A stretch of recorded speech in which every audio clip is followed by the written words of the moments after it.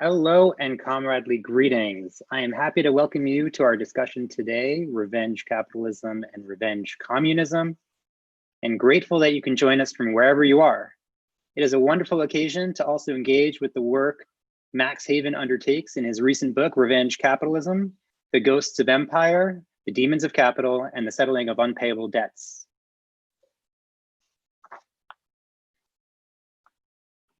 I'm gonna pause for just one moment.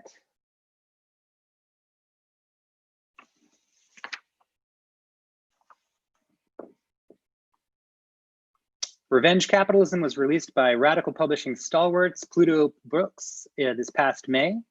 I also want to shout out Amanda Prieb, whose artwork adorns the event page, and thank our co-sponsors Rival, Reimagining Value Action Labs, and Pluto.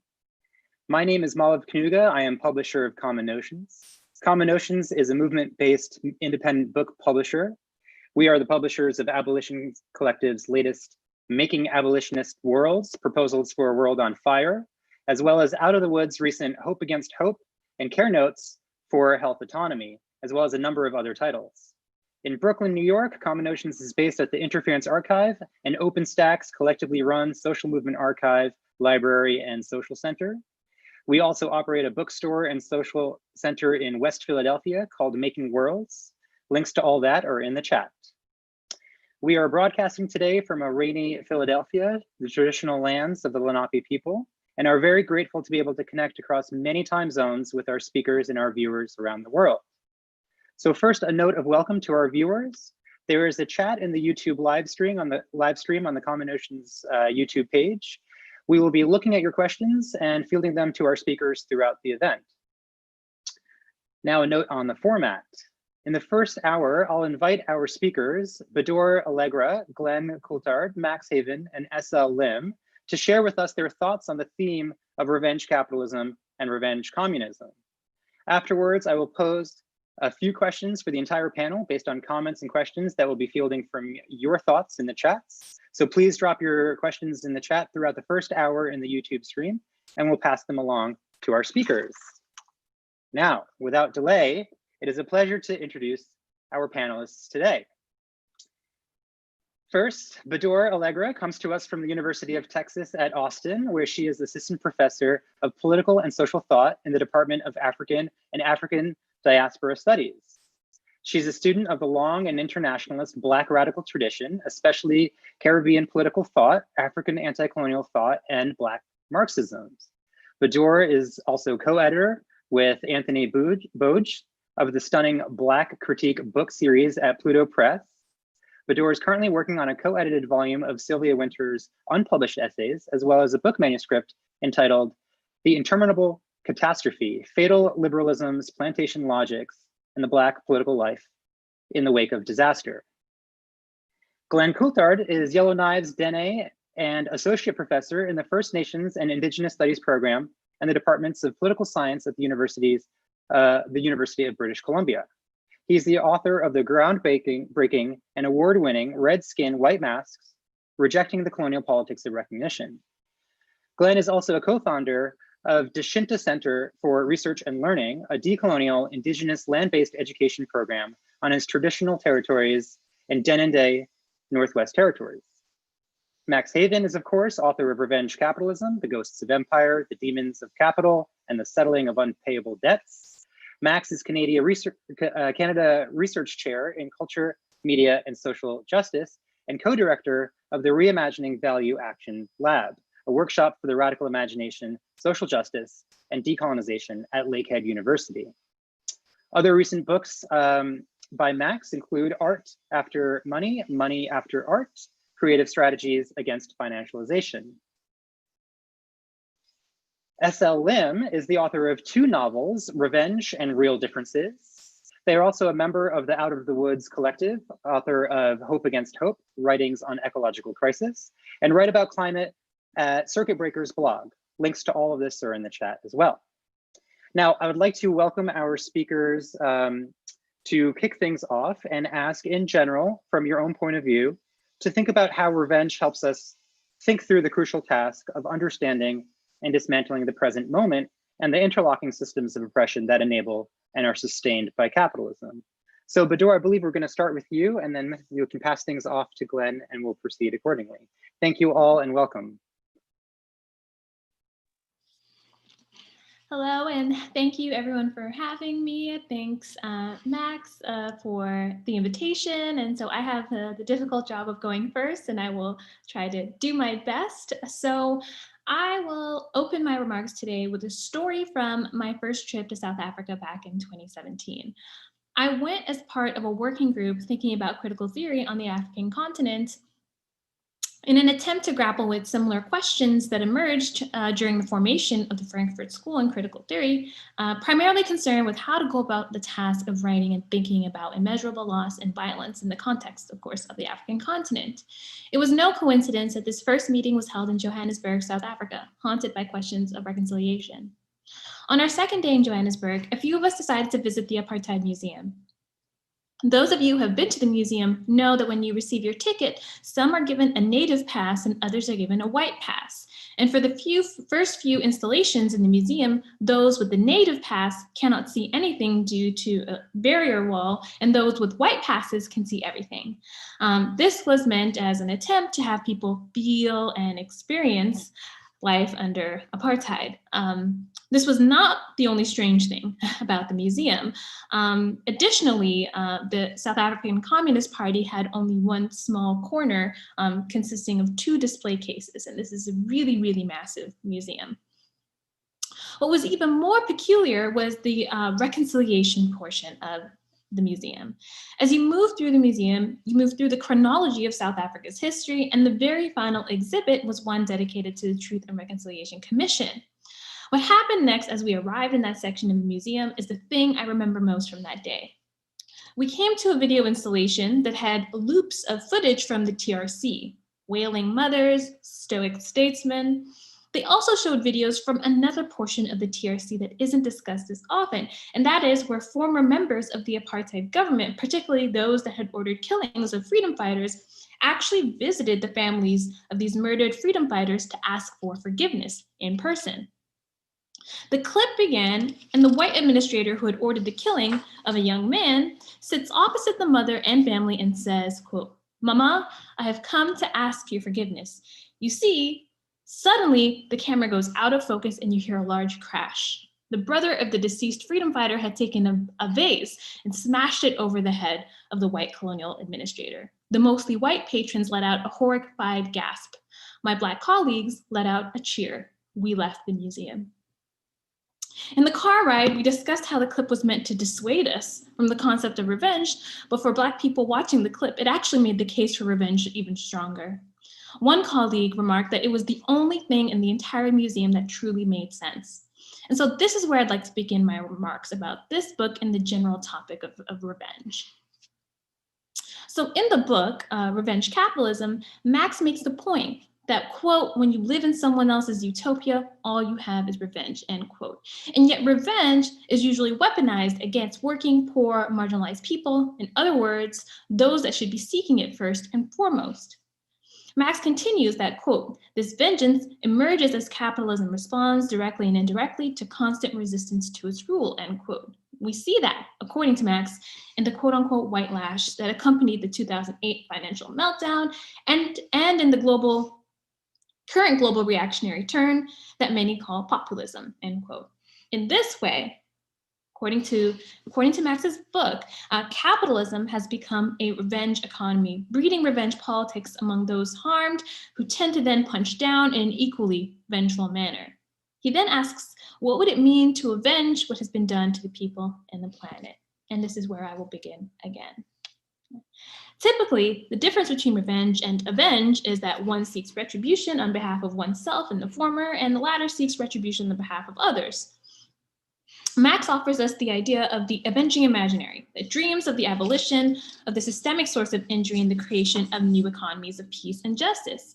And yet, I want to return to the feeling, witnessing the white murderer have a glass vase smashed over his head, right? I want to return to that feeling. My questions that I will pose and try to answer myself is revenge even possible for those of us dispossessed by 500 years of settler colonialism and racial slavery? What about the relationship between revenge and beginnings, or rather revenge as a break or an interruption of a particular system, rather than as a kind of feedback loop, or at the same time? What is the relationship between dreams and revenge, right? In other words, one thing this book does is consider how revenge is wielded, right, by capitalist machinations. And now want to narrate from the position of the young man sitting from across his brother's murderer, or from the position of the global damné, from those of us for whom revenge seems like an impossibility, and who in a given moment decide to act. My first example comes from Frantz Fanon's Wretched of the Earth, in which he quotes from Aimé Césaire the following: "My heart, you will not deliver me of my memories. It was a November night, and suddenly clamors lit up the silence. We had leapt, we the slaves, we the manure, we beasts with patient hooves. We were running like lunatics. Fiery shots broke out. We were striking. Sweat and blood cooled us off. We were striking amidst the screams, and the screams became more strident, and a great clamor rose towards the east. Outbuildings were burning, and the flames sweetly slashed our cheeks. Then came the attack on the master's house.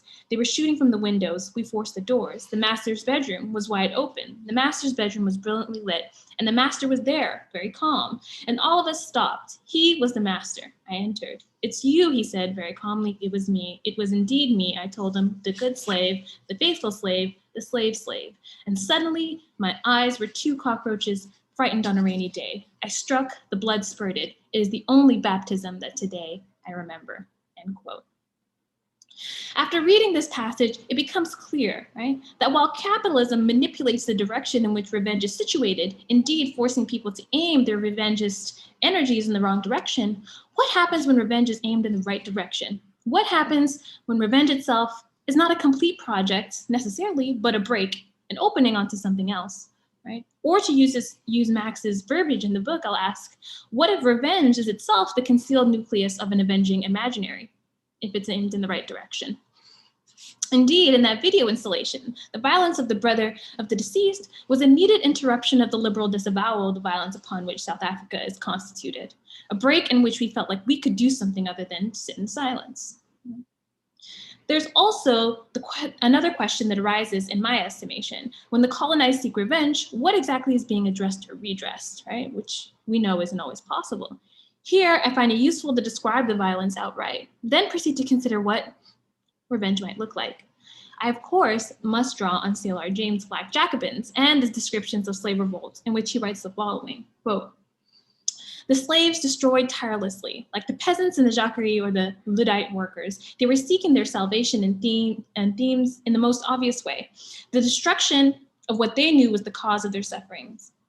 And if they destroyed much, it was because they had suffered much. They knew that as long as these plantations stood, their lot would be to labor on them until they dropped. The only thing was to destroy them. From their masters, they had known rape, torture, degradation, and at the slightest provocation, death. They returned in kind. And yet, they were surprisingly moderate, then and afterwards, far more humane than their masters had been or would ever be to them. They did not maintain this revengeful spirit for long. The cruelties of property and privilege are always more ferocious than the revenges of property and oppression. For the one aims at perpetuating resented injustice, the other is merely a momentary passion soon appeased. Compared with what their masters had done to them in cold blood, what they did was negligible, and they were spurred on by the ferocity with which the whites in the cap treated all slave prisoners who fell into their hands," end quote. And so we see that for C.L.R. James, this initial desire for revenge is what opens up the struggle, and the enslaved move from revenge to a project of total transformation. This is not because revenge is only a bad cycle, but because it was impossible. Revenge itself was impossible. They could never truly return it in kind, right? So they had to first use it and then exceed it. We can see this from, again, in Max's, in the book's engagement with Hartman and the idea of unpayable debt, that even attempts at repair or reparations remain constrained by colonial imaginary and liberal contradictions. Indeed, for Ta-Nehisi Coates, for example, his primary example for his case for reparations is Israel, which according to Max's argument is one particularly acute example of revenge politics. But repair, of course, is not revenge, right? And revenge for C.L.R. James, and I would also say Fanon, when aimed in the opposing direction, is a break historically. And we can see how it might be a fundamental, albeit temporary, to borrow from James, component of an avenging imaginary. And in one part of the book, Max quotes from Toussaint Louverture. And I will add to that the words of Jean-Jacques Dessalines' proclamation that in the what Anthony Bogues calls the dual revolution against slavery and colonial domination, that he had, quote, avenged America, end quote. So I'd like to return to this later in the discussion if possible, because this seems to be precisely an articulation of this avenging imaginary, which we can see began first with dreams of revenge. We can see that revenge might change its appearance and even its meaning depending on the direction in which it's wielded. This brings me to the question of the relationship between revenge and dreams, or dreams and revenge. Most people dream of revenge before carrying it out. Right? And Max points out in this book the way revenge fantasies are often unreliable. But what about revenge dreams? Right? Fanon, in The Wretched of the Earth, again, wrote the following, quote, hence the dreams of the colonial subject are muscular dreams, dreams of action, dreams of aggressive vitality. I dream I am jumping, swimming, running, and climbing. I dream I burst out laughing. I am leaping across a river and chased by a pack of cars that never catches up with me. During colonization, the colonized subject frees himself at night after night between 9 in the evening and 6 in the morning, end quote. Right? So we can see that the dreams of the colonized incubates the imaginary that encourages them to act so that the last shall be the first and the first the last, end quote. Now, Derek Walcott, in his play Dream on Monkey Mountain, which is simply an extended meditation on dreams, offers a scene in which two prisoners stab the prison guard and make their escape. And the prison guard reacts in the following way as he's bleeding, quote, times change, don't they? And people change, even Black people, even slaves. He made his point, you might say, but this is only what they dream of. And before things grow clearer, nearer to the dream of revenge, I must play another part. There's nothing quite so exciting as putting down the natives, especially after reason and law have failed, so I let them escape, let them run ahead. Then I'll have good reason for shooting them down. Sharpeville, attempting to escape, attempting to escape, attempting to escape the prison of their lives. That's the most dangerous crime. It brings about revolution, end quote. And we see that this kind of vengeful stabbing of the guard facilitates their escape, and escape, according to the prison guard, is what leads to revolution. Times change, don't they? Indeed, they do. Thank you.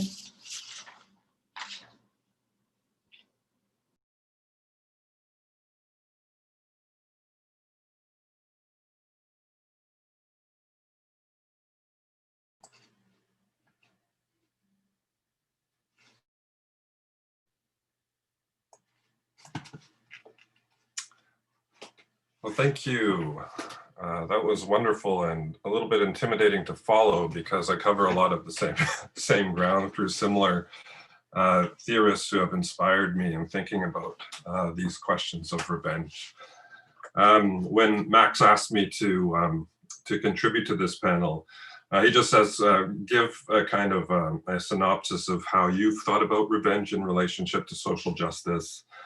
And then just kind of discuss some of the work that I'm doing more recently that builds off of those things. So I think I'll just do that for you here today. I would like to first thank Max for writing such a provocative and timely meditation, especially on the political and effective economy of revenge capitalism and its afterlives. I'd also like to thank the organizers for assembling us here today to share our thoughts on Max's book, the accomplishment of it, and especially how it relates to themes of vengeance and social justice. In his introduction, Max begins with 4 theses that serve to anchor much of the content of the book. The first is that something along the lines of revenge seems to be inherent to capitalism. That is, its counterproductive excesses, its structural irrationalities, and the dissemination of its extraordinarily asymmetric violence and cruelties are akin to some form of what he refers to as systemic revenge. His second thesis is that revenge capitalism generates a revenge politics, including but not importantly limited to a revenge politics of reactionary populisms that appear so amplified in today's political arenas. Refusing to moralize from the above, however, Max is quick to insist that thesis 1 and 2 have come to inform how we understand what even constitutes revenge, and indeed the subjects of vengeful action or praxis. He writes, capitalism, like all systems of power, is not reproduced simply through brute force, but also through a contradictory moral order where its violences and inequalities are normalized, and which those who refuse or rebel are framed as bestial, stupid, or doomed, i.e. the vengeful. It is within this dominant structure of representation that we, quote, come to even understand revenge. Which leads to his thesis 4 and the main contribution of Max's intervention. What would it mean to avenge the crimes of capitalism? If we were to take revenge seriously, he writes, what would it tell us about the times in which we live, and more importantly, how to change them? So all 4 of these theses have informed my own thoughts on revenge, although discussed in slightly different terms, namely in the language of revenge's close cousin, resentment, and with a slightly different target in mind, not just capitalism, but its mechanism of global dissemination, namely colonization. Reframed in this way, our conclusions are remarkably similar. As a structure of violent dispossession and displacement, settler colonization is also marked by counterproductive excesses, structural irrationalities, and disseminates its extraordinary and systemic cruelties in a manner akin to a form of systemic revenge. And of course, there's also its counterpolitics. However, rather than seeing this politics of anti-colonial vengeance as a mere reaction to the revanchist politics of colonial genocide, I argue that it represents an affirmation of a vengeful way of life that refuses to capitulate to a neo-colonial reconciliation politics that would have us move on from a colonial present that has been ideologically represented to us as something of the past, as something that we need to forgive. And of course, I have also found Fanon as an incredibly important person for teasing out some of this stuff. My present work extends this kind of theorizing of revenge in response to a couple of criticisms of that first book. The idea that a vengeful politics traps us in that reactionary movement as opposed to an affirmative one premised on the foundations or the dreamings of alternatives. So what I do in this new work is I show how the vengeful politics of an anti-conciliatory stance towards settler colonialism's neo-colonial foundations can be found by pushing the object of our examination further back into history, but also extend it spatially into the international arena. So many of the insights that we find in Fanon's anti-reconciliation politics and the important cathartic elements that he places on revenge and resentment can be actually shown on the ground through indigenous communist activism in the 1960s and 70s. And not surprisingly, they draw off of similar dialectical third world tradition of Marxism, this case in the form of Mao Zedong thought or the global dissemination of Maoism in particular.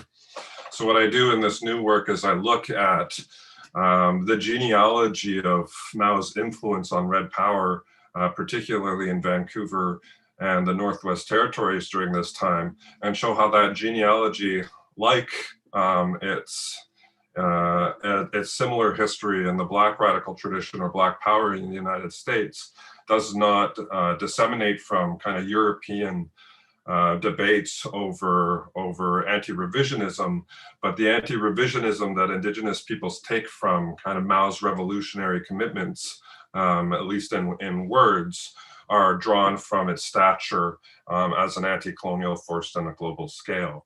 So anti-revisionism is translated literally as an anti-reconciliation politics that refuses the peaceful coexistence of the colonizer with the colonized through a dialectically combative politics that draws specifically off of the past, like Fanon's critique, but also affirmation of resentment in his conversation with Nietzsche, but also draws on a global anti-colonial conversation that refuses the reconciliation of one form of life with the violent excesses of capitalism, and it's articulated through a language of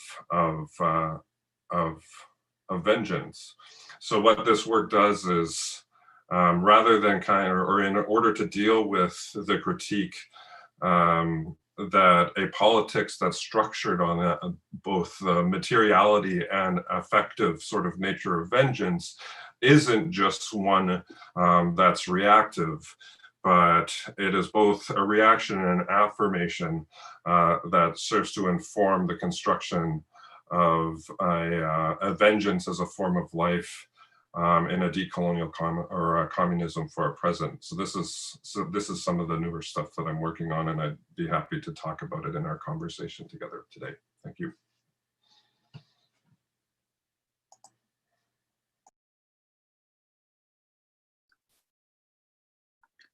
Thank you so much, Glen. Thank you, Bedour.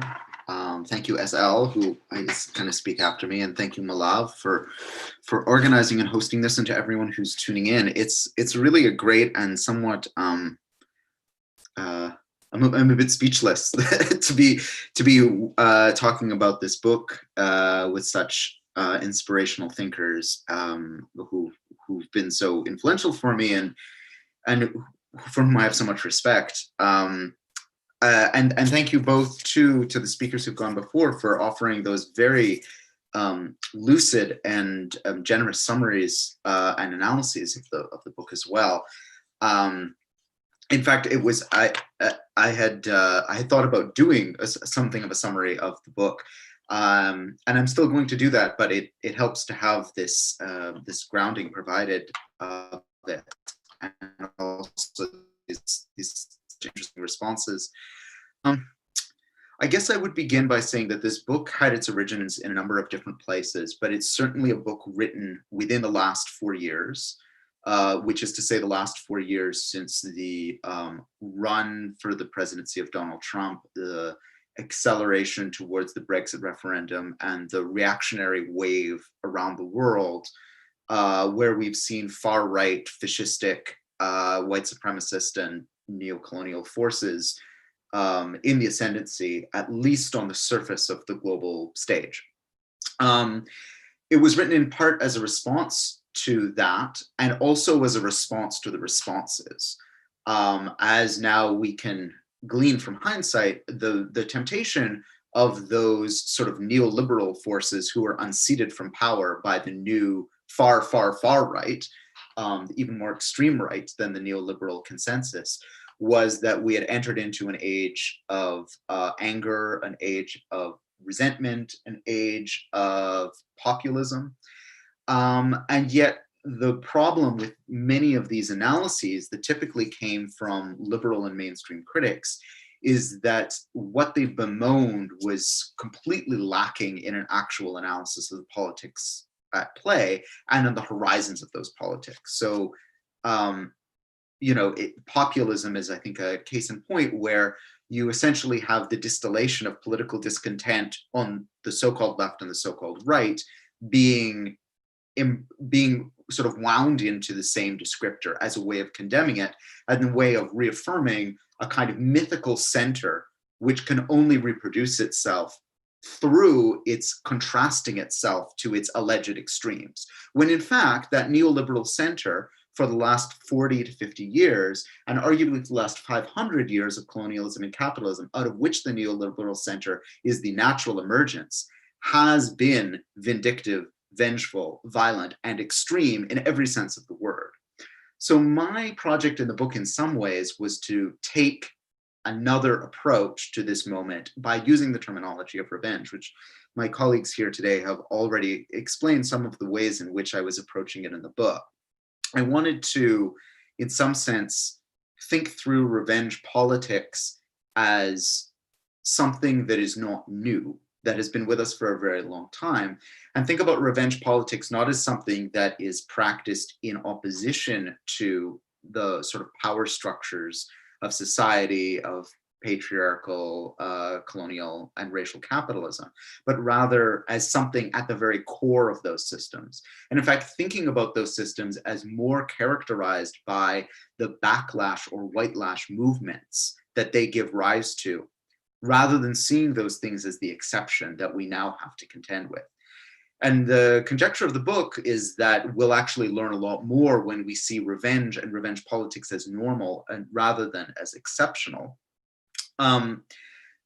But further, that if we are going to understand this moment of so-called revenge politics, then we need to connect it not only to what happens on the stage of so-called politics, but break down those artificial disciplinary walls that have been created between the realm of politics, economics, and culture. That separation of politics, economics, and culture having for so long been one of the very vehicles through which certainly the recent neoliberal agenda has advanced itself by, for instance, suggesting that economics is not the realm of political decision-making, or that how we relate to one another and the power relations of our society are not determined by the thought worlds of power, privilege, and oppression. So I wanted to entangle these again, as many other brilliant theorists have done, and suggest that if we're going to think about revenge, then we need to think about it as entangled at the level of politics, economics, and culture. If we're going to do that, then thinking through revenge politics requires thinking through what I call in the book revenge capitalism, which is how an economic system, which claims to be the accumulation of rational acts of rational people, can actually have what amount to, what appear to us at least, to be completely irrational outcomes. So for instance, you have a system of global capitalism that, though no villainous capitalist intends it to occur, is nonetheless producing climate effects that are drastically endangering the life of many, many humans, mostly humans who are of geographic zones or backgrounds that have traditionally been marginalized or exploited by capitalism, and also vastly endangering the whole planet's ecosystems and its ability to support life in general. That is, for me, in this book, a kind of revenge of capitalism that has that kind of irrational, unintelligible quality that we typically associate with revenge. However, of course, as I argue in the book, how we've come to think about revenge, the kind of judgments that we attribute to revenge, the kind of values that we associate with revenge, is not innocent.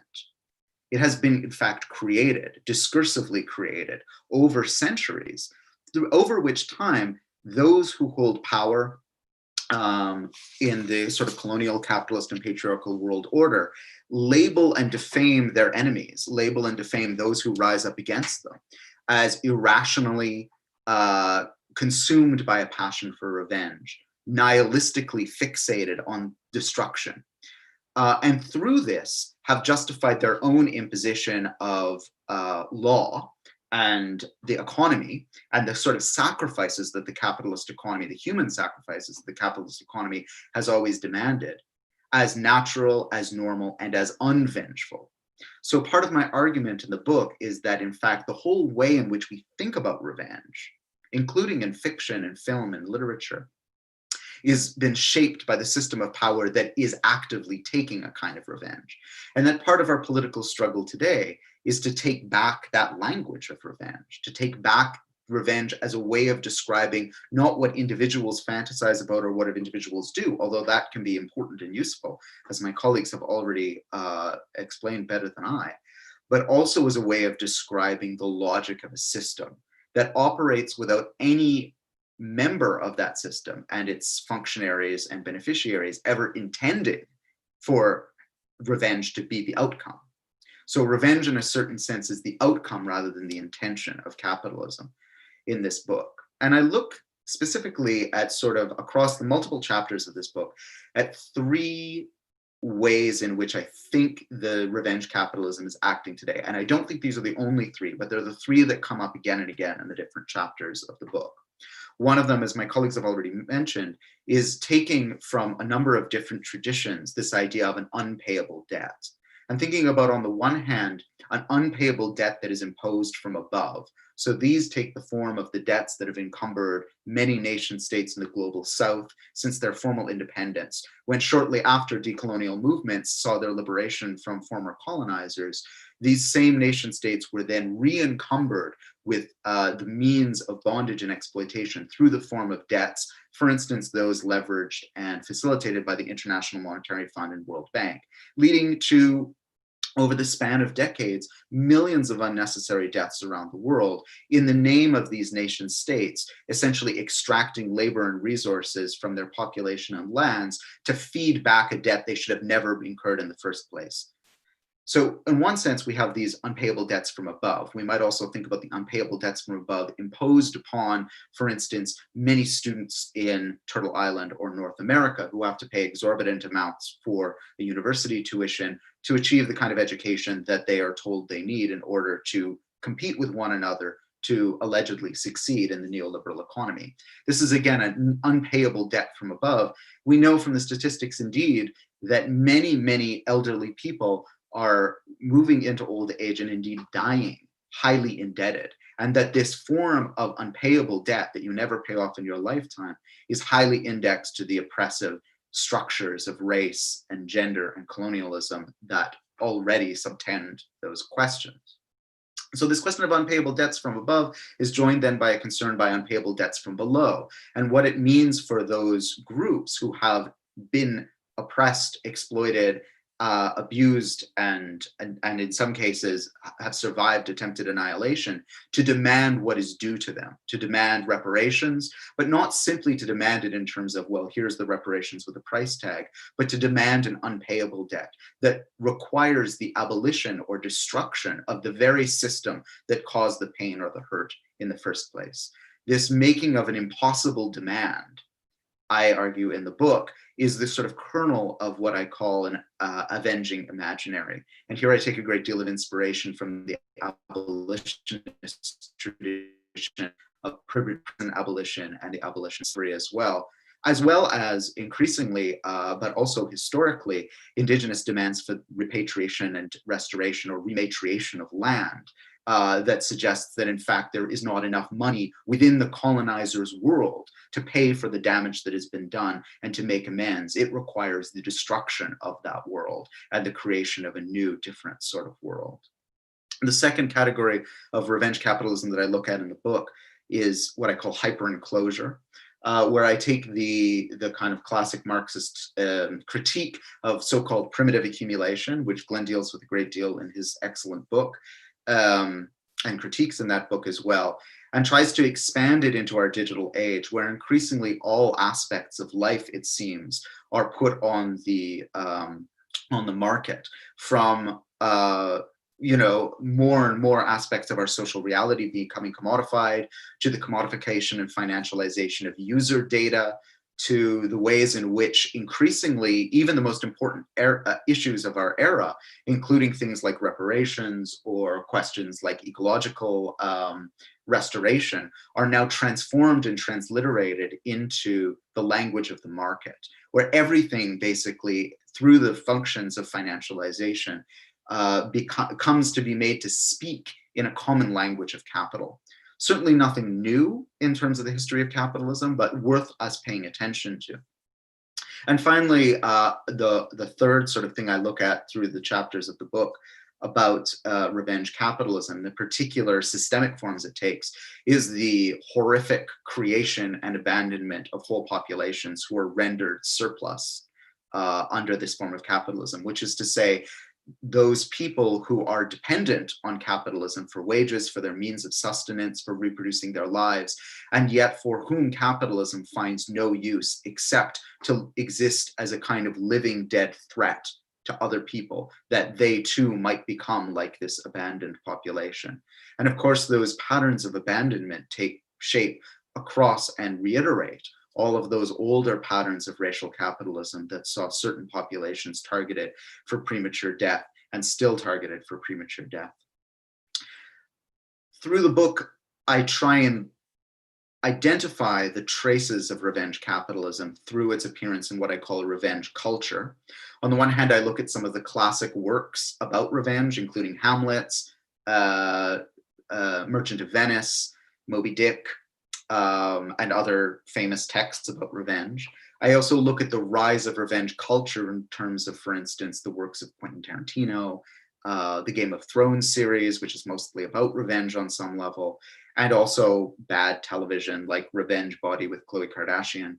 But I also in the book provide some analysis of what I call the culture of reconcilophilia, which is this strange love of the theme of reconciliation that so suffuses liberal and neoliberal discourse today, that seems in love with this idea that we can put aside all old grievances and move forward together in the brave new world of the capitalist peace, as it's sometimes called.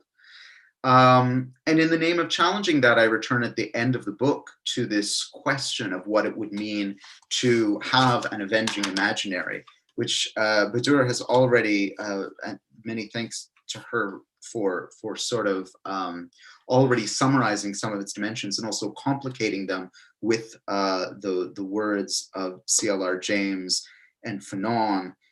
I wanted to simply close by then reading a couple of passages, or perhaps simply one passage from the end of the book, which I keep coming back to because I don't actually think I fully understand what it means yet. And yet it's the one thing that I felt at the beginning and the end of writing this book that I still wanted to hold on to with both hands, so to speak, which is that an avenging imaginary is rooted in the reckless determination and relentless insistence that what you love has value within a system that renders it worthless, disposable, and surplus. Maybe it's your life, your kin, your ancestors, or the earth itself. Insisting on the value of what or whom you love is an ongoing act of revolutionary refusal and creation.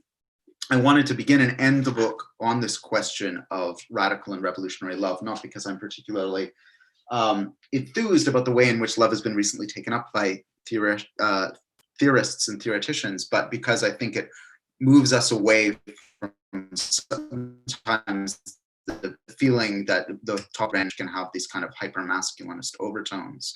And I also wanted to return to it because in that passage, I was really trying to think through how, as has kind of preoccupied me since I began doing work on these themes many years ago, capitalism, and especially our late form of capitalism, does an incredible and dangerous work of merging and mixing economic value on the one hand and social values on the other, and insisting on the value of that which you love in a moment in a system which renders it worthless, I feel, has a great potential to encourage us to think about how the capitalist process of its own valorization comes at the expense of so many things that we do value, that we ought to value, or that we will learn to value at some point in the future. Thanks.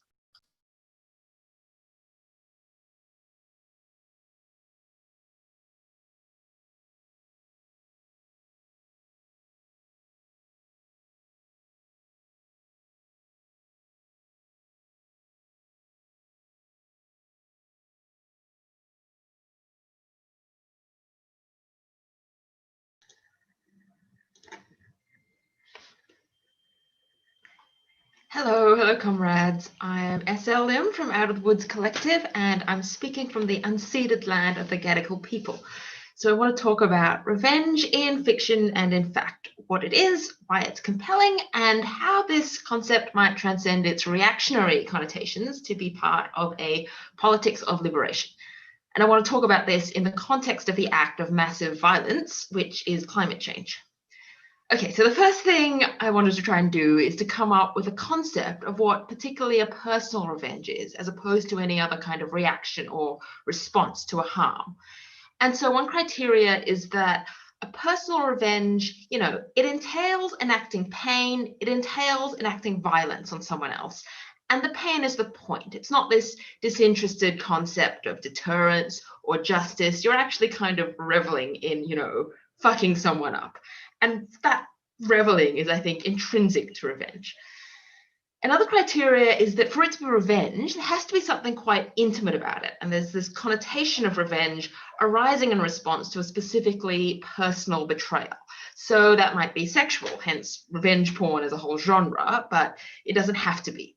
More broadly, revenge is an impulse which arises in response to violation of a relationship.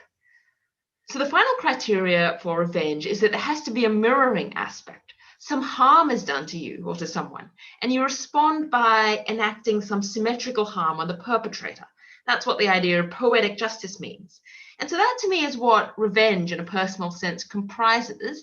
And this idea of a specifically poetic justice leads to another observation, which is that revenge is incredibly common in fiction and in art. It's a whole genre, but it's not actually that common in real life. So you don't get this process whereby people have a grudge and, someone slights you and they nurse that grudge for 40 years and they come back, to enact this bloody violence that occurs in my novel, Revenge. That just doesn't really happen. You think about it. All my comrades here have talked about the fantasy of revenge, but in real life, it doesn't really seem to happen. And so I want to interrogate what desire or impulse is being gratified and expressed through this fictional genre and question whether this has value for a politics of liberation. So to start off very close to home, in my novel Revenge, the protagonist, Yanni, experiences some quite sadistic abuse at the hands of her brother as a child. And this goes basically unaddressed and unnoticed because violence within the family and within the household is just not seen or conceived as such. There's this idea that all brothers hit their sisters. And so this kind of, I think, illustrates a broader phenomenon whereby violence, to be regarded as morally salient or even to be regarded as violence in itself, has to involve some breach of authority, be that the authority of the family or the state. So it's this observation that, a cop can do whatever, for instance, to a black person in America, but when a target burns, that's violence. And this constant, admonition that we get from liberals and centrists of, don't let the protest turn violent, don't let this become violence, as if violence is a new state, as opposed to an inherent and continuous condition of the colony, I suppose. So it strikes me that one function of revenge in this narrative or this fictional form is actually to refuse this process of invisibilization. And that's what's happening in the novel. By mirroring her brother's viciousness against her in this very spectacular way, what Yanni is saying is the abuse which was enacted on me was abuse, it was violence, and it was not okay. It is naming the thing which was done to her. So I want to connect this in the context of climate change, the extraordinary suffering it entails, and the uneven ways in which this crisis is distributed. The Out of the Woods Collective have written about how climate change is not an equally or evenly shared catastrophe, of how catastrophe and normality can coexist, and how borders are used to export that catastrophe and enclose the wealth which is generated via capitalist extraction, and how too the global caste system of borders, which enables this, is naturalized and taken as a fact, as opposed to a choice built out of thousands of daily acts of violence, precisely because those acts of violence are normalized and invisibilized as just an inherent part of the natural order. And I think this points to a real possibility, I guess, for a fiction of climate revenge, which really takes that illustrative role of, pointing the bloody finger at the culprits engendering climate change. And I think that the sort of melodramatic aesthetic that we're dealing with here is actually far more evocative of the reality of what climate change entails than a lot of the ridiculous fantasies that we get from centrists and liberals, etc., about an orderly transition away from fossil fuels, which in their minds is presented to us as this orderly process, which is going to be led by the very actors of capital and the co-constitutive state who create this crisis, who benefit from it, and who therefore cannot solve it, as the writers and thinkers of the Red Nation podcast have stated.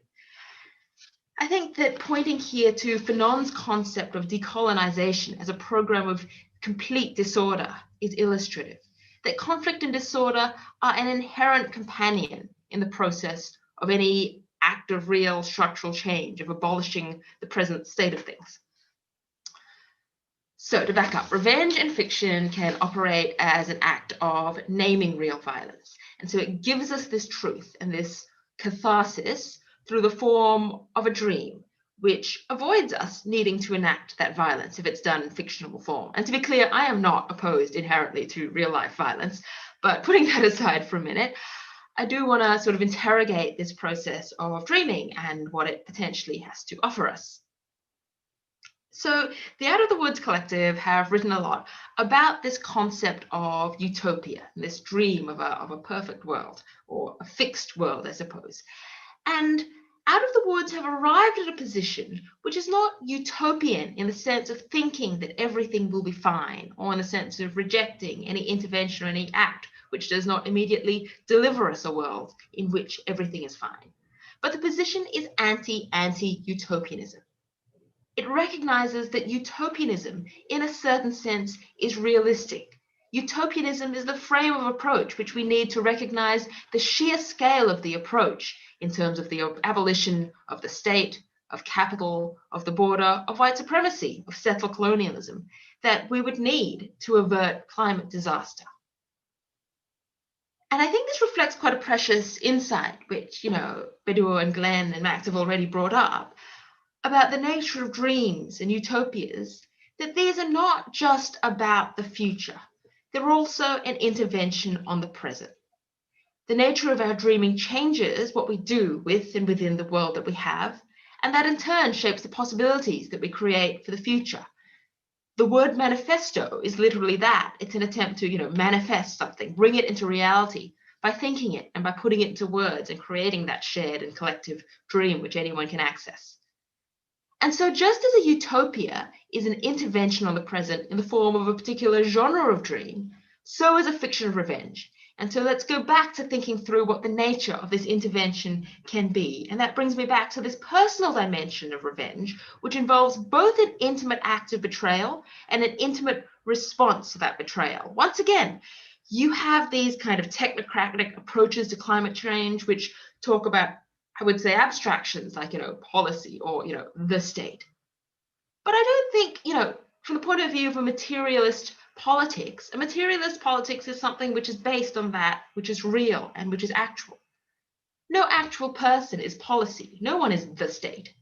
We are only ourselves. And these different institutions arise as an emergent property from the interaction of these many selves and the choices that we make.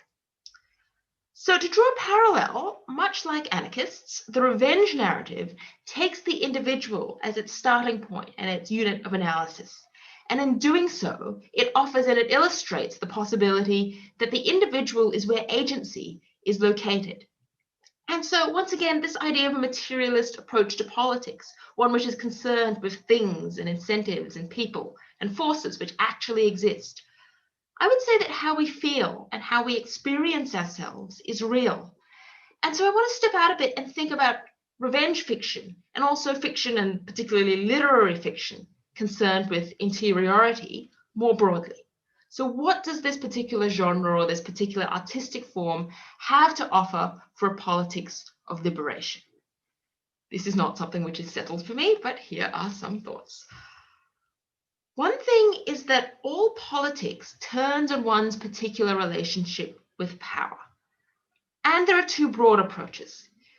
You can regard power as a kind of exchangeable commodity, which you can just use once you get your hands on it, like cash. You've got this idea of political capital being like actual capital. You develop, you get a position, you get elected, you get a big job, you get a big audience for your big leftist book. And then no matter what the nature of the institutions that you're working with, or the deals you made, or the compromises you made, or the choices that you made in the process of getting this position of nominal power, once you have power, you have it, and you can do whatever you like. You can apply through your personal virtue. You can turn that power through, towards good, towards liberation. I kind of think this is trash. Institutions eat people for breakfast. And we've seen this, especially over the past 4 years, and especially in the context of climate. From Obama promising hope and then having protesters gassed at Standing Rock and massively increasing supplies of oil and of gas. from Matt Keane, a little worm in my own Australian state of New South Wales, making this big deal of how he was going to follow the science on climate, and everyone falling for it, and then him opening up new coal and gas. Access to the formal institutions of power gained via allegiance with political parties and other entities underwritten by fossil capital, be they state entities, private entities, entities within the NGO industrial complex. This is not the same as a genuine capacity to act for liberation on climate or on anything else. And just as a little segue, I kind of feel that this depiction of power is a real kind of systemic failing in a lot of fiction, and particularly, you know, in the whole superhero genre or Avengers or whatever. There's always this technocratic device. There's this like MacGuffin. You're like, oh, I got these stones and I can use the stones now. But that, you know, technocratic metaphor is not actually an appropriate metaphor for how power is created and enacted within human relations. I think that the real power we have is ourselves. And if our power is ourselves, our relationship with our values and our accountability and building of relationships with comrades who share these values and are willing to act upon them, then how we feel in an interior sense and how we relate to each other is fundamental to how we achieve liberation. And this is where revenge and other fiction, I would say, can help us in a certain sense. It can tell us this interior story of how it feels and what we have to go through to get free. So one last thing about the sort of revenge fictional genre. Revenge narratives often cover a long time, you know, decades. Is that 40 years? Or I held this light and now I'm coming back to, you know, beat your ass. This is a lot longer than the timescales that are typically dealt with in centrist politics. It's a lot longer than the life of, say, an electoral campaign. And there is resonance here with a radical approach to politics. Out of the Woods have been very inspiring for me in this regard, in their ability to situate struggles against the border, against colonialism, against capital, in the context of a world which has changed before and will change again. There was another massive transition in the society and the economy. There was another energy transition, the abolition of chattel slavery. And it was accomplished imperfectly and with great loss, and yet it was accomplished. So one thing I would say about how it feels to live in this particular, honestly, pretty fucked up moment is that each world and each moment feels like forever while you're in it. But it is not. We know from our history and our scholarship and the work done by comrades before us that it is not. And so when we write, whether this is in fiction or whether we work within a more explicit political radical engagement, we are in conversation with the dead, and we are in conversation with the living and with those who are not yet born. And so it is very lovely to be here with these comrades in participating in this conversation.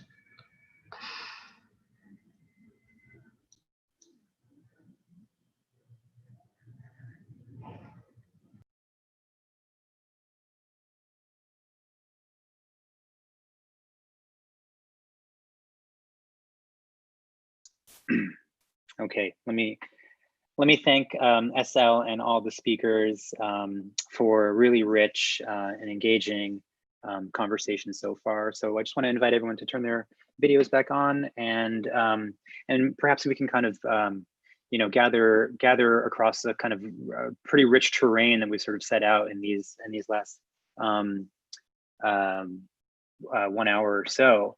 I think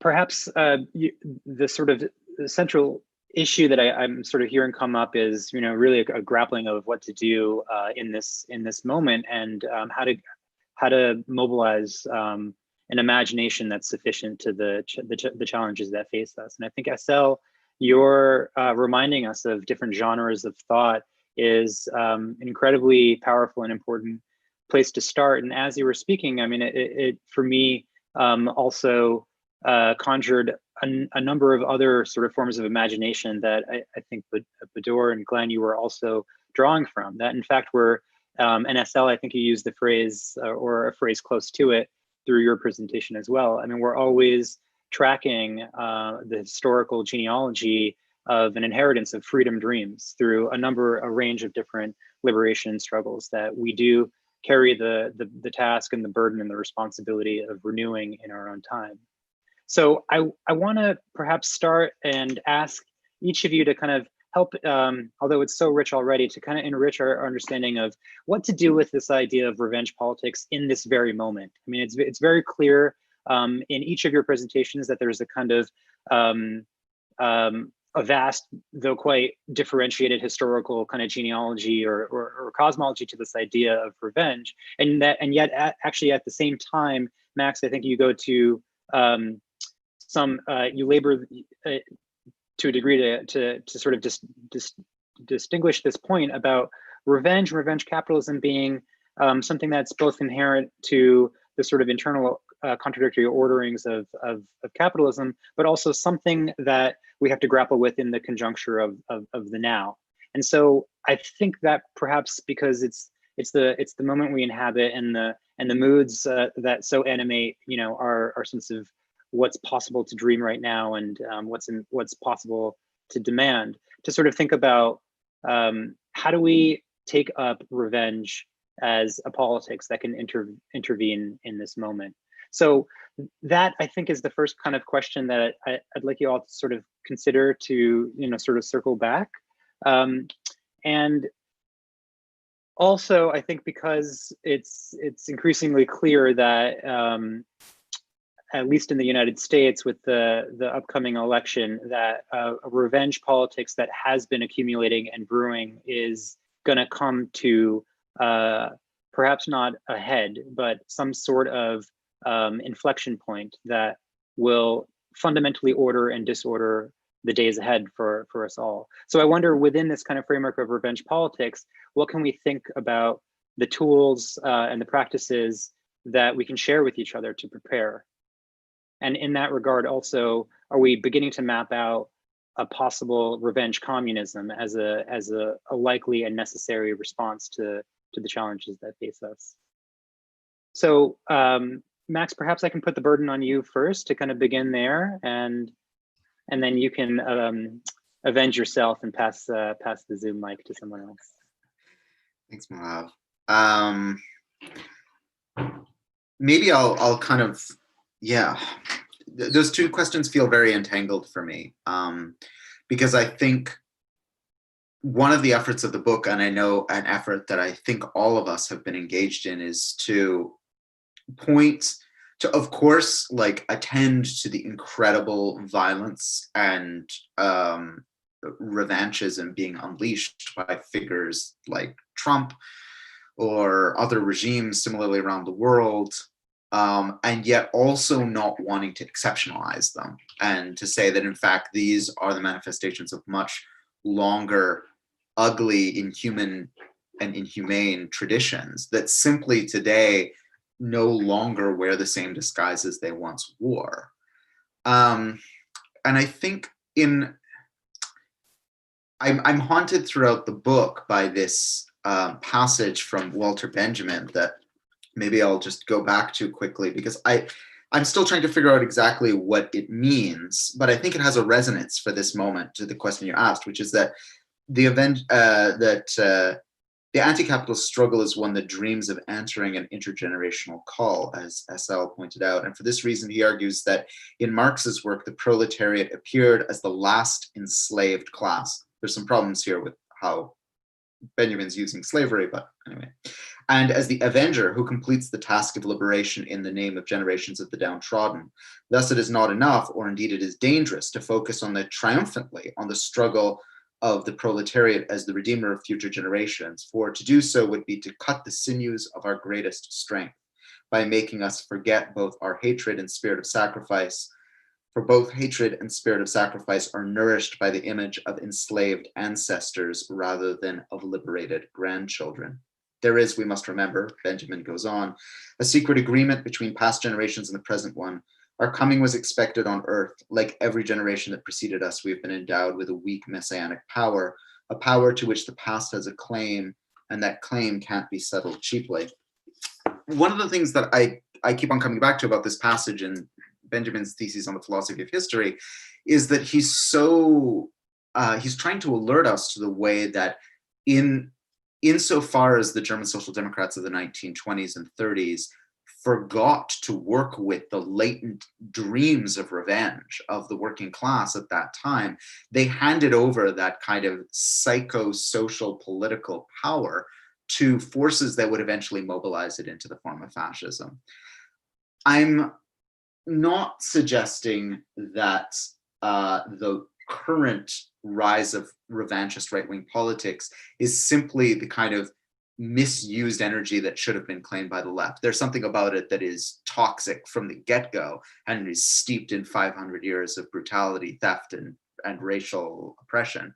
But I do think it's interesting for us to think about how some kind of mood can circulate beyond our sort of understandings of economics and politics in some way. And I think that's really interesting to think about in this moment when we have so many calls, especially during this election cycle, for a return to so-called civility, the civility of allowing millions of people to die from perfectly preventable things like what is going to happen from climate change, for instance, or from hunger or from death. So I guess I don't have a very good solution here or suggestion, except to say that I think a lot can come from actually talking openly about rage, revenge, and the feelings that living in such a fucked up world bring up in all of us. I think if you're not feeling vengeful against someone or something, then you've lost a huge portion of your humanity. And I feel like to the extent we allow so-called liberals and so-called centrists, who are in fact, I think, on the far right, but they don't appear so by contrast of how extremely far right the mainstream political spectrum is moved, the insistence that we give up those emotions and instead focus on things that are more palatable to people who are already comfortable, I think is gross dereliction of duty in the present moment. How we can make those narratives and feelings of vengeance and the dream of restitution speak across the very real divisions that have been sowed between us by 500 years of capitalist, racial capitalism, colonialism, is a very difficult question, and how we've been distributed across that system. But that, I think at least being honest about the feeling is at least the beginning. So it's a bit rambly.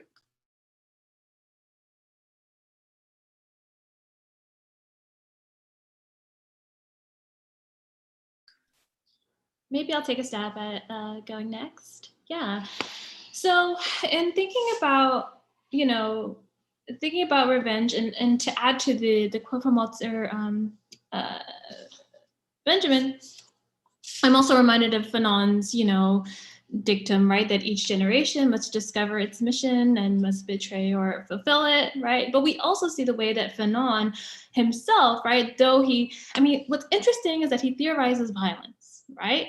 As a kind of activation. It activates, it opens, it's a kind of a historical break. It's a threshold epistemology from which you cannot return, which is why it launches you right into a kind of futurity. And we see, for example, this antagonism that he has towards history, right, and pastness in Black Skin, White Masks, where the conclusion, right, the epigraph is from Marx's 18 through Mayor, right, about how revolutions cannot draw on the poetry of the past. And so I think Fanon's kind of sociogenic impulse is something that we can kind of take from. And again, notwithstanding the antagonisms he has towards, negritude and the, grand notion of history with a capital H, right? And that notwithstanding necessarily, we can take from his calls for a leap, right? We can draw from that. But what would constitute this leap or this break? That is for him total and complete, and not simply one thing at a time, but it is always a total transformation all at once. What does that mean? So that's a question that comes up. And of course, Derek Walcott, being so central in my own thinking in the way that he theorizes the dreamscape, right? How he considers himself a kind of the poet of the twilight, right? The poet of the not quite, right? Of that really hesitant space, that unresolved space, and he doesn't seek to resolve it, right? He actually seeks to inhabit it and then narrate from inside of that antagonism, right? And so the question becomes, what is productive about the antagonisms that's produced around revenge from from the capitalists and revenge from the global demne, right? Because if revenge is like anything else, if we take the dialectic for what it is, right, then the idea of revenge is itself defined by an antagonism. So what is that antagonism, right? And maybe that antagonism tells us where to go, right? What is it that we're pushing up against precisely? And I think part of the problem is that the manner in which we describe the problem is the problem. Right. And I think Sylvia Wynter's work is super important in this regard, right? Because she tells us, for example, in No Humans Involved, right? She tells us, right, that what must be done to redress or to address, rather, the problem of police killings, right, and police violence is that what needs to be done is that we must undo the narrative condemnation, right, of the global damne, of the non-human archipelago, as she calls it, right? And so we know that for her, the problem is a narrative condemnation, right? Which then leads to the appearance of a kind of material reality, right? And we also see for example, in Black Metamorphosis, she makes it very clear, right? She directly intervenes with Marx and she inverts the base superstructure model, right? She tells us that the ideology, right, rooted in racial slavery is the base, right? And the economic system, world system that is produced is actually the superstructure. She inverts it, which tells us that what, right? The real problem is that we deny the real problem, right? The real problem is that we, our entire epistemic material reality rests upon a kind of really stubborn disavowal, right? And it's that disavowal, right? From that disavowal, we render ourselves coherent, right? In this way, right? And so without addressing that disavowal, which kind of renders our whole understanding of our material structure and system coherent, that we would have to address that disavowal, that narrative condemnation, right? And I think then, right, if the problem is a narrative condemnation, if the problem is that we rely on this disavowal, right, it's not simply the way we describe things, it's that disavowal which we allow to render ourselves cohesive, right? Then if it's the narrative condemnation, how to avenge would mean how to retell a different story, right, about what's happening. What if we simply told the story differently?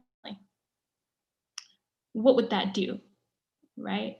And I think that is something that I find so generative in Caribbean thought, because coming from a quote unquote small place, you have very little control over many things, right? What you can control is the manner in which you wield the story and the narrative.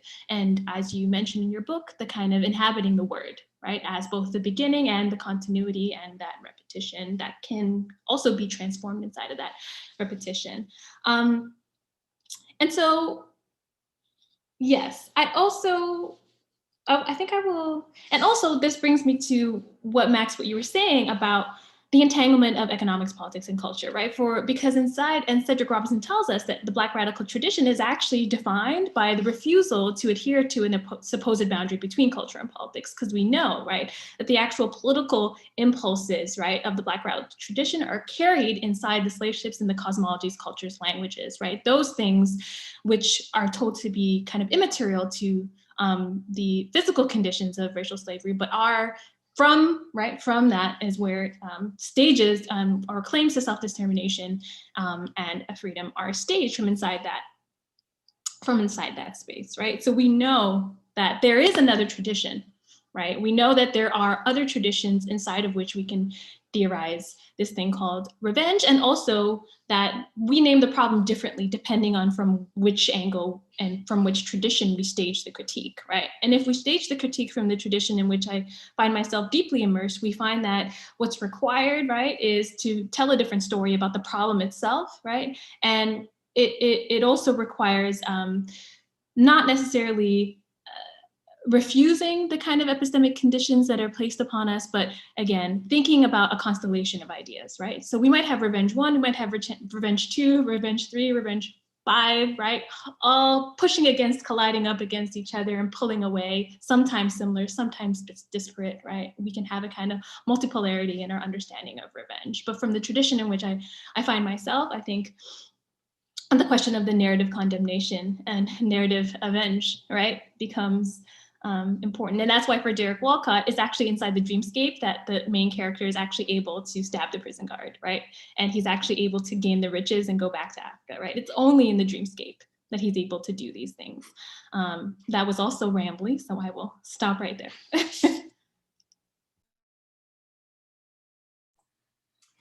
I think the way that I wanted to take a revenge politics or the provocation of a revenge politics seriously, and I've always kind of veered away from that substantive engagement, I think, in my work, but I think I'll do so now, and I think that phenomenon brings us closest to what I think I mean by it, and it gets back to that question of representation that I think is brought in Max's work. So how do we get to a position where the violence of a capitalist mode of production kind of disseminated across the world, and it's irrational, like it's like self-defeating suicidal tendencies, gets to be cast as justice, and then those responses to it are the vengeful, the irrational, the entitled, and all this sort of thing. So there's this kind of flip in the representational structure that justifies this system over time, like it's part of its reproductive function is to do that. And then I was thinking about it in terms of the colonizer or the colonizer-colonized relationship, and the ways in which indigenous peoples have historically been represented in order to and painted as this kind of anarchic, vengeful sort of brute population in relationship to the civilizing justice mission of settler colonialism. So even when Bacon, for instance, is talking about that wild justice, you can look at that in relationship to, say, Locke's representation of the state of nature. What is it that we need to free ourselves is the inconveniences of justice without the state, of the kind of the inconveniences that are produced in a state where our private property becomes, or our property becomes, our lives and property become a threat because of justice being conceived of as an eye for an eye, of revenge. And when you look at that, you're like, well, what are they actually talking about? They're talking about customary law, tradition, these sorts of things that reference an indigenous world that is seen as a perpetual threat to the well-being of property holders and so on. So when I was thinking about it in relationship to vengeance, in relationship to colonialism and an absolute refusal to forgive, if we want to think of revenge in that sort of sense, is like what subjectivities and forms of life is that refusal referencing? And Fanon's interesting in this because it both references that response to oppression, like it serves in that kind of motivating force.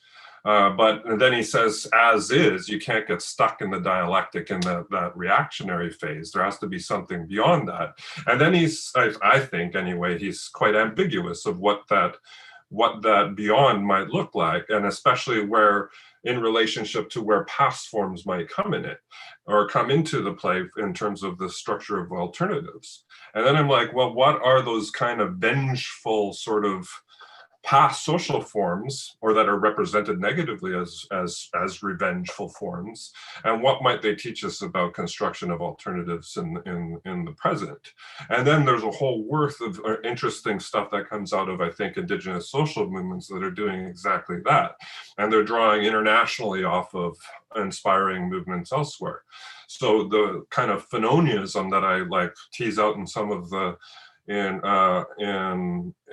the first book is actually being articulated on the ground vis-a-vis other traditions in ways that are kind of that are thinking of a vengeful politics that is blending the past and the present, or the present at the time, in ways that are trying to exert wreak havoc on the colonial capitalist racialized gendered present of the time, but in a way that's also prefigurative, I think.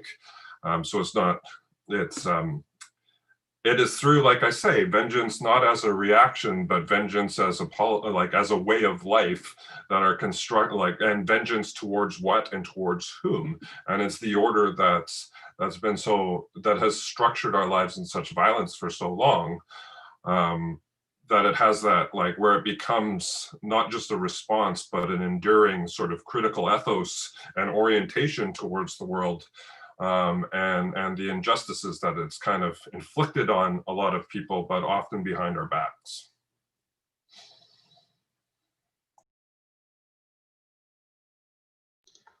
Thank you so much, Glenn. So I just realized that I talk quite a bit about revenge in a narrative and a fantasy form and the value it has in terms of mentally structuring our responses to fucking catastrophe, but not so much about what can the value be of actualized acts of revenge in the physical world. And so I'm sort of thinking on the fly here. And one thing I kind of thought was that it's not necessarily possible to entirely separate the idea of narrative and actual revenge, precisely because an act of violence is only conceived as revenge once a particular narrative is constructed around it. And so when you look at, I mean, I'm trying to think of real life examples of things of acts of violence which I would conceive or which are popularly understood as revenge. And I think one of the most obvious examples is the recent uprisings in the US in response to the murder of Black people at the hands of cops. And, you know, there's this interaction between this something which is both a narrative and both a spectacle, you know, the burning police precinct, the flipped cop cars, etc. And this narrative of this being a response to ongoing acts of violence and dispossession by cops and by the state. And by conceiving it in that narrative, I think it points to the enormity of the violence which actually would constitute real restitution. Or, you know, if an eye for an eye were actually delivered, there would be no such thing as the colony anymore. And certainly in material terms, this creates an incentive for change in the immediate sense. And it just really scares the shit out of people. And honestly, maybe that's what it's for, revenge, because it has that intimate and that personal dimension and that aspect of someone else, or the possibility of someone else reveling in your pain. A little of it goes a long way in terms of incentivizing change by the individuals and the choices and the structures which constitute these acts of violence against us. So, yeah. Okay, well, I wonder if we can pivot to another dimension of this sort of question of transformative politics of revenge. A number of our viewers are asking about the inevitable relationship between revenge and love, and to, in the first instance, to sort of think about what the relationship is between those two. And is there a way, I suppose, I'll be kind of paraphrasing, to think of a kind of non-corrupted by revenge capitalism form of life and form of love that can enact a kind of avenging imaginary? That's a question that Ali is posing to some degree, and Ashwin as well, about to what degree we can think of a loving revenge or not. There was another question about the sort of psychic costs of revenge, and to that degree, I suppose, a kind of you know, a framework of healing and restitution or restoration that love would be a kind of dimension of as well, might be an appropriate thing to think about as well, a sort of larger question of care. So if anyone wants to take up that question. Can I say that Ashwin is an excellent comrade who has a theory of the vibe, which is essentially identical, although having evolved separately to Max's concept of the psychosocial and sort of populist dimensions of revenge. But yeah, on this question of love and of restitution, and of this as being, I guess, a counterpoint to politics of revenge. Here, I guess these are fairly unformed thoughts. In some ways, I would say that, you know, a capacity for love and for a genuine love of the world and of other people can only sit within a politics of liberation and a commitment to liberation for all peoples. And if that liberation necessitates acts of revenge and acts of violence, which are conceived in a narrative sense as responses to previous acts of violence, which turns them into, I guess, narratively acts of revenge, then that conception, I guess, unifies these ideas of love and revenge. But I'm also aware that that doesn't necessarily, you know, because a burning building or a person punched in the face really looks the same in the moment, regardless of the narrative which led up to it. And so that doesn't actually answer the question how in the moment you tell the difference. And I think as well, to sort of present something in tension to that, certainly in my own experience, one thing which is very prevalent in leftist communities is an amazing capacity to hold a fucking grudge. And at times this is extremely valuable and reflects this very powerful integrity and insight that injustices do not disappear just because they've piled up enough to become invisible. And also, I think that there are structural entities such as, you know, capitalism, such as the border industrial complex, with which you cannot negotiate. There can be no relationship or relational restitution because they are structurally committed to enacting acts of pain and of violence against other people and beings. And yet, that is not the same as the approach that we I think in many ways need to take with people who are our comrades. We cannot live with each other without a possibility of repair and restitution. And so having the wisdom to know the difference between entities which need to be fucked up and entities which need to be conversed with is not an easy thing to do in the moment.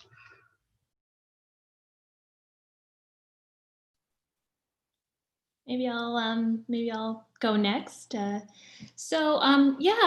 I was thinking of the fifth chapter of Wretched the Earth while Glen, while you were speaking, because it's the case, right, that violence activates a dialectic, but the dialectic continues, right? That something else would come up again to antagonize that which has been activated. And he shows, right, that once violence is used, we need to be able to reckon and grapple with the violence that emerges. But I think that the most illustrative case that he uses in that chapter is of the two young schoolboys who murder their French classmate, right? And it's simply, the logic is, right, they kill us every day, and so we killed him. And they say, you don't think this is wrong? Well, it's not wrong when you do it. And there's this back and forth, right? And it's used to show, right, how the Manichaean order, right, is defined by an incommensurability, right? These two things that come up, right, this division that cannot be reconciled, right? That the entire, system has to be transformed, abolished, destroyed, because those two parts cannot be made to coexist, right?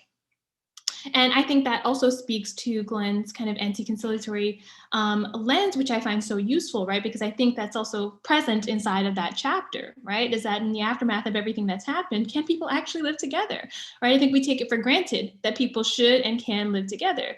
And this is something, it's interesting because I was recently writing a piece on the 1968 Congress of Black Writers that happened in Montreal.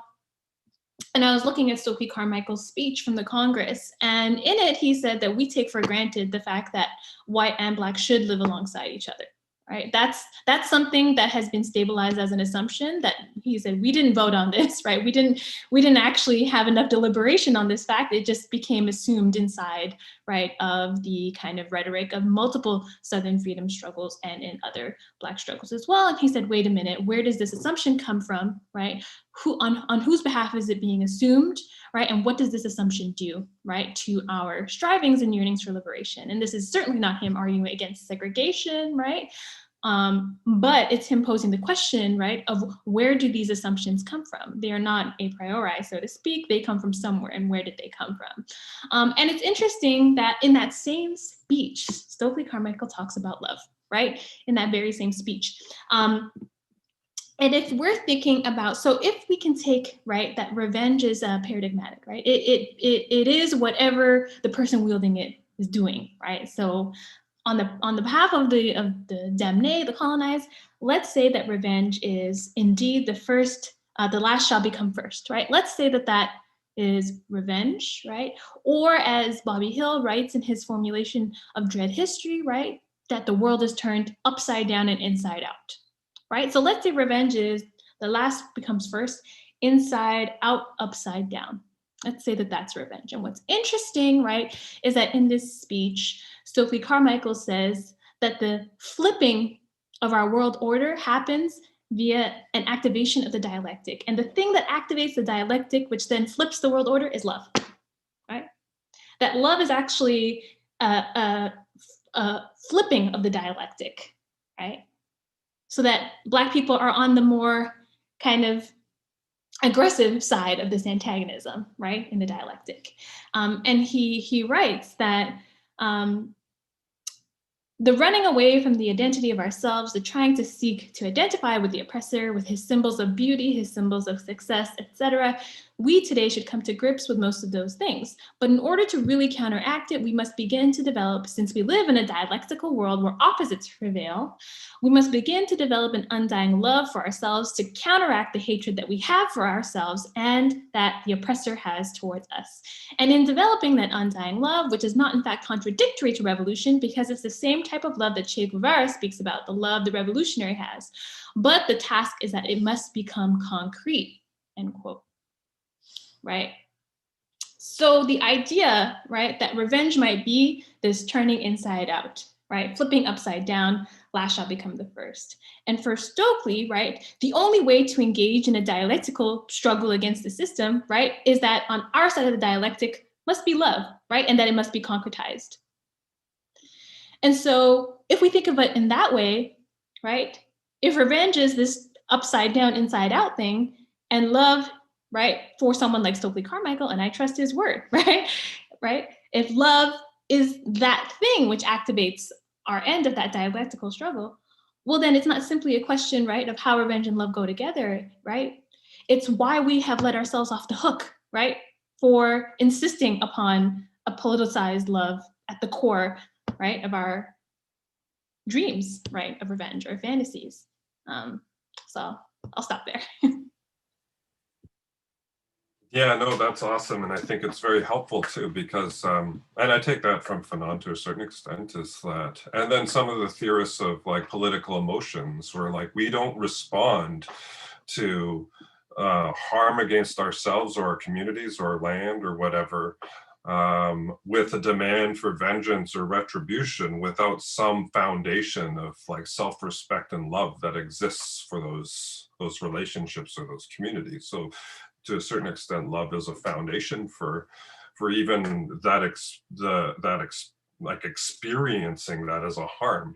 And that's why I think it's so interesting in the context of kind of like residential schools or structures around assimilation and genocide, because there's times in people's lives that that foundation of love is so damaged by settler colonial violence and all of its in its diversity, that you don't even have that self-respect or that love for oneself or one's community to respond appropriately with the demand for retribution or justice because of that kind of Fanonian internalization. That doesn't, and I think that this is where your comments help us extend beyond that, because that doesn't get us out of the trap of evaluating what forms of vengeance might be appropriate and what might be unjust. So you could say that like a warped sense of ressentiment of white supremacy or fascist sort of movements will have the appearance that it's based on this foundation of care for one's community, although one's community is white in this sort of sense. And that is not the type of vengeance that I think none of us want to be able to affirm. So what is it, what gives us some sort of evaluative sort of, what allows us to kind of push back against those critics that say all forms of revenge politics are dangerous because we don't know how to evaluate the good from the bad.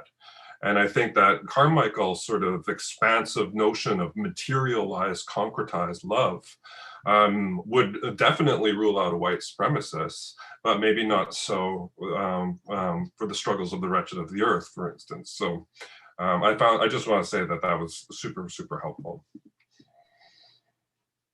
Yeah, extremely helpful, I think. for my thinking, and now I just want to go back and rewrite the book. But that's, yeah. I guess I wanted to add maybe 3 pieces, and I'll try and do it quite briefly. The first is, I think I get asked about love a lot when talking about this book, and it's partly because of that passage that I read where I'm interested in love as well, and this idea that when you hold on to that which you love and which you've been told is worthless, that is this kind of the spur of the avenging imaginary, where you are, I think, as has been said in this discussion in a number of different ways, you're holding on to that thing which has been devalued and degraded and stolen in some way. But that said, I wonder why we have, putting aside all of the interesting things we've said about love, which I agree with, I also want to ask what it is that we want from love, and why we ask love, that term, that strange term in the English language, to do that kind of work for us. And my fear is that, like so many strange words in our, like this imperial language, which was born out of war and destruction, love is a word that is made to do many different types of work in strange ways. And I'm thinking particularly these days about how today's forms of fascism and white supremacy name themselves in a language of love rather than a language of hate. Like the tempting thing is that we're like, oh, those people over there are hateful. But like the fascists who predated them, their rhetoric is that they don't actually hate Black people or Indigenous people or migrants. They have a love of their country, or they love white children, or, you know, all of the rest of this bullshit that gets thrown around. It's a curious thing. I'm curious about the work that this term love is now doing in the political spectrum and how it's operating. That's a yes and sort of contribution to our discussion. The second thing I was thinking about the dialectic is there's this quotation that I came back to again and again, which gets incorrectly attributed to Confucius, which is that if you set out on a quest for revenge, first dig 2 graves. The idea being that, I think in the common interpretation of that term is that you are going to inevitably either die in your quest for revenge, or you're going to like lose yourself in the quest for revenge. But I always interpreted that in a strange way in this book as a kind of invitation to the possibility of an open-ended dialectic, that ultimately, like, what does it mean to live in a world where you've dug 2 graves? And you know that what needs to be destroyed. And you also know that upon the successful completion of your mission of vengeance, whatever you were when you set out on that mission, you will no longer be. Something will be transformed. Whatever you were will now be buried, and something new will emerge, or something old will come out of that grave, something that you thought was safely buried. Maybe the second grave that you're digging, not for your adversary, but for yourself, is actually a portal to something that's been lost. And I think that maybe speaks to some of the things we're thinking about in terms of the radical and open-ended potential of love, as well as this thing that we hold fast to in a revolutionary way, against the tide of this kind of revenge systems.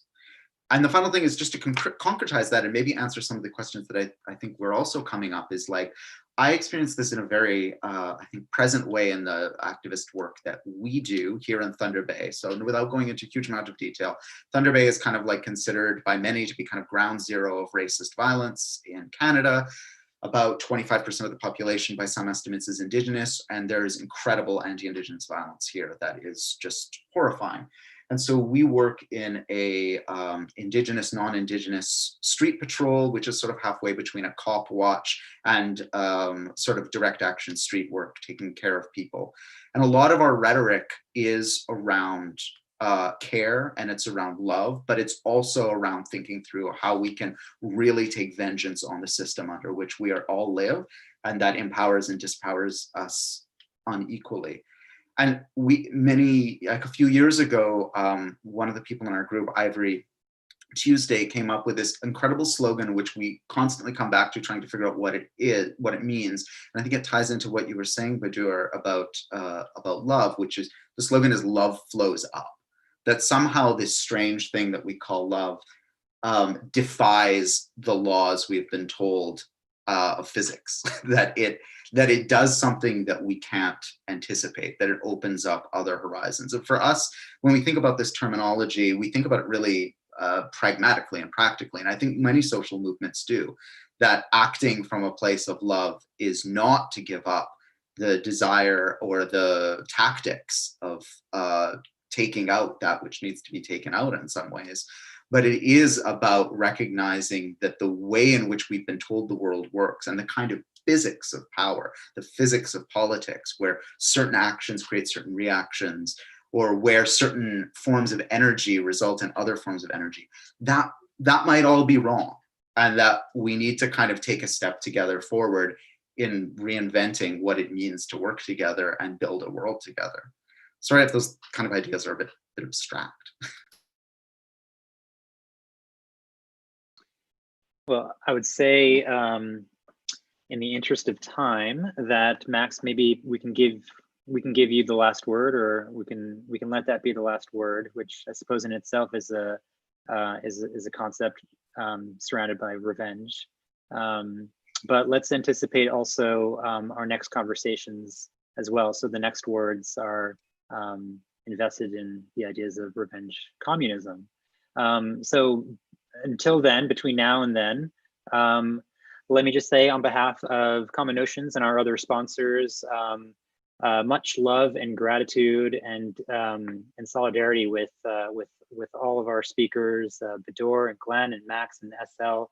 Thank you for making time. Thank you for embodying such beautiful and important thoughts, and thank you for being in the world.